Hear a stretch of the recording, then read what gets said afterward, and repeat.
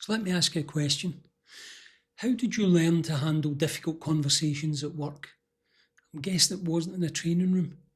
You probably watched someone more experienced do it, then you tried it yourself. Probably badly at first time. Then someone gave you feedback, you adjusted, you tried it again, and eventually became second nature to you. And that's how most workplace behaviour is learned. Not through slides, not through value posters, not through transformation programmes, but through imitation. And that's what I want to talk about today.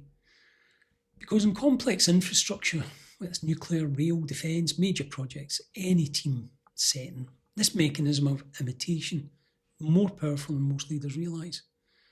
And getting it wrong has real consequences.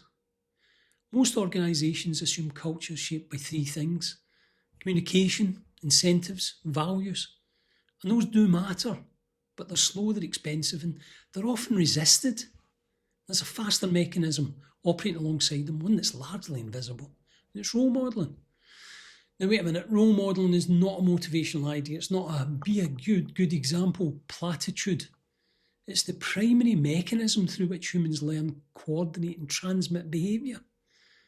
And in complex environments where safety, cost, schedule, stakeholder complexity, they all collide, role modelling becomes more influential than messaging, more influential than slide decks, and more influential than transformation programmes.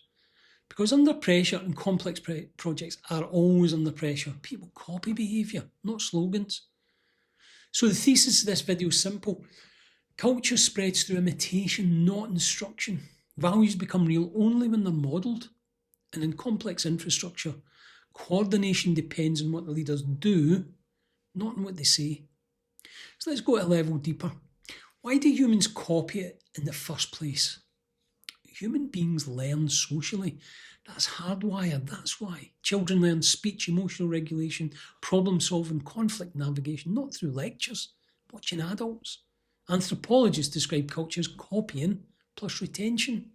Psychologists call it observational learning, and neuroscience maps the process through mirror systems. Copying is efficient, it reduces cognitive load, it lowers risk and accelerates competence. And this is important. It reduces uncertainty in ambiguous situations. That's highly relevant to complex projects where ambiguity is continuous and plans rarely survive intact. Two things matter for leadership here. First, people copy those with status, power or expertise. Second, confidence is contagious and sows hesitation. Now, confidence here is not the swagger, it's not charisma, it's the behavioural capacity to operate under pressure. Asking for clarity, challenging misalignment, surfacing risk early, making decisions with incomplete information and holding standards. When leaders model that behaviour, others copy it. When leaders avoid, downplay or delay, the behaviour spreads even faster. Organisation culture is often defined as how things are done around here.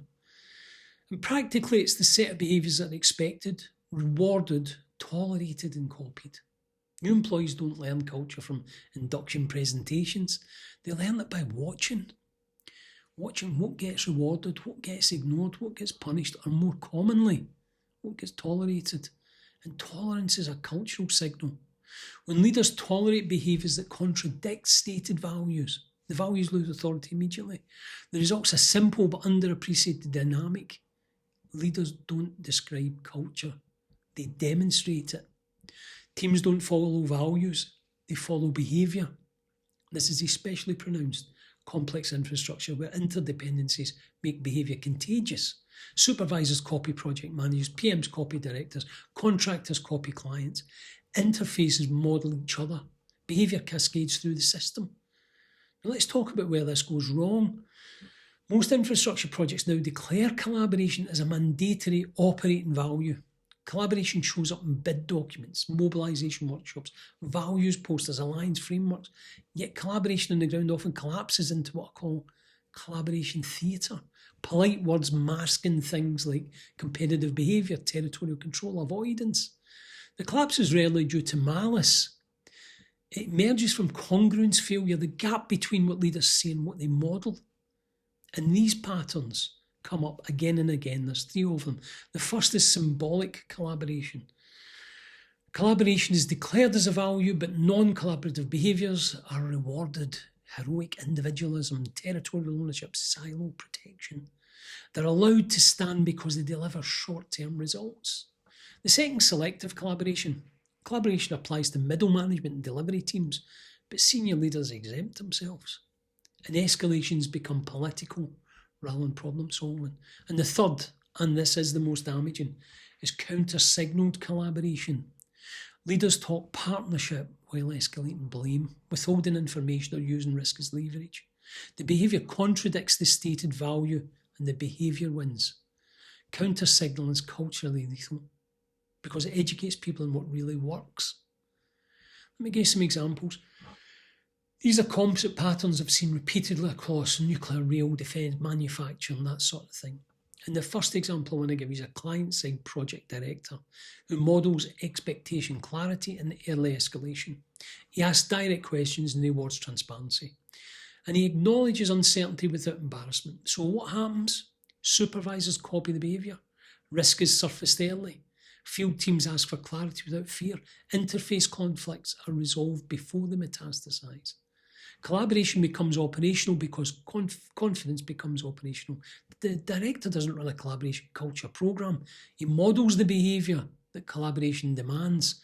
Clarity, challenge, follow through, respect. The culture follows. Second example, the opposite pattern. Technical leaders hold intellectual authority but avoid behavioural confrontation. Underperformance is tolerated because conflict is uncomfortable. Confidence drains from supervisors who no longer know whether standards matter. They stop challenging, they stop asking, they stop expecting. The project isn't derailed by lack of competence. It's derailed by lack of confidence to enforce the expectations. And avoidance spreads through imitation. Third example, and this one's important, executive leadership is distracted and largely absent from the field. But the supervisors model accountability, feedback and follow-up daily. Over 12 months, the supervisor cohort shifts norms from effectively than top-down initiative. This demonstrates a crucial point. Leadership's often local, culture's often local, but role modelling is always local. Executives overestimate the power of message and underestimate the power of supervisors. This brings me to a key concept. Confidence is frequently misunderstood as self-belief. In complex infrastructure, confidence is a coordination mechanism. It shows up in 5 behaviours: asking for clarity, challenging assumptions, surfacing risk early, enforcing standards, making decisions without perfect information. When leaders model these behaviours, teams gain confidence, not in themselves, but in the system. They believe the system will respond to signals, handle escalation, protect integrity, and collaboration becomes safer. Low confidence has the opposite effect. Questions are withheld, challenges are muted, risk hides, standards drift, performance variances grow. Complex projects rarely fail due to competence gaps. They fail due to confidence gaps. Let me run through where leaders typically get this wrong. They mistake values for behaviours. Values are aspirations. Behaviours are operations. They're not the same thing. They believe communication equals culture. It doesn't. Culture's not built through talk. It's built through modelling. They reward output while tolerating misalignment. The fastest way to kill a value is to reward someone who contradicts it. They avoid conflict. Avoidance is contagious and structurally is damaging. It erodes confidence first and collaboration second. They normalise silence. Silence is a signal. It often means people no longer believe speaking up will change anything. Several structural forces make role modelling more critical than it's ever been. Hybrid work reduces observational touch points. Generational intolerance for hypocrisy increases cultural fragility. Regulatory environment increases behavioural consequence. Technical complexity increases coordination demand, and talent scarcity increases dependency and supervision. Client-contractor ecosystems are failing. It shows up in delivery performance, safety outcome, commercial results. Leaders can't describe culture into existence. They have to demonstrate it into existence. People don't copy values. They copy behaviour. Confidence spreads faster than competence. Culture is built through imitation, not instruction. In complex infrastructure, that chain determines delivery performance. The practical questions become, what behaviour did I model today? What behaviour did I tolerate today? What behaviour did I reward today? The answers to those questions are your culture. Everything else is aspiration. If you found this useful, I'd appreciate if you'd share it with someone who leads a complex environment, a project, whatever, a team. I'll leave a link in the full article in the description. It goes deeper on some of these ideas. It's on our hptq.co.uk website. You can find it there. And if you're working in cultural confidence or collaboration infrastructure, I'd genuinely like to hear what you're seeing. Are people role modelling? Drop me a comment, let me know. Thanks for watching, and I'll see you in the next one.